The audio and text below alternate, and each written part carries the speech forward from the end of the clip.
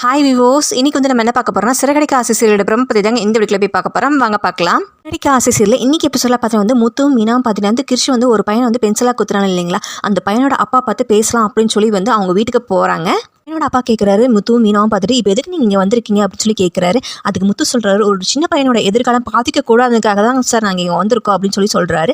அதுக்கு அந்த பையனோட அப்பா பார்த்தீங்கன்னா போங்க இங்கேருந்து முதல்ல கிளம்புங்க அப்படின்னு சொல்லி உள்ளே போகிறாரு. முத்து பார்த்தீங்கன்னா அவரோட காலில் போய் விழுந்து ப்ளீஸ் சார் ப்ளீஸ் சார் அப்படின்னு சொல்லி கெஞ்சுறாரு.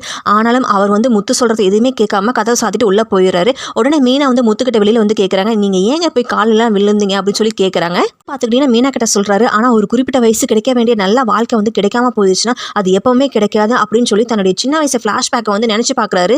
அதுக்கப்புறம் வந்து சின்ன வயசில் முத்துவுக்கு என்னாச்சு, விஜயா வந்து ஏன் வந்து முத்து வந்து வெறுத்து ஒதுக்குறாங்க, ஏன் அம்மா பாசம் இல்லாமல் வந்து முத்து வளர்ந்தாரு அப்படின்னு தெரியுமா. ஜாதகத்தில் பார்த்துட்டுனா முத்து வந்து சின்ன வயசுலேயே வந்து விஜயா கூட இருக்கக்கூடாது, அப்படி இருந்தால் உயிருக்கே ஆபத்தாயிரும்னு ஒரு ஜோசியர் சொல்லியிருப்பாரு போல. ஜோசியர் சொன்னதை நம்பி வந்து விஜயா வந்துட்டு தன்னுடைய மாமியார் வீட்டில் போய் முத்துவை விட்டுறாங்க. ஸோ அதுக்கப்புறம் முத்துக்கு வந்து அம்மா பாசம் கிடைக்காமையே போயிடுச்சு. முத்து வந்து பாட்டி வீட்லேயே இருந்தனால வந்து விஜயாவுக்கு வந்து வெறுப்புமாயிருச்சு.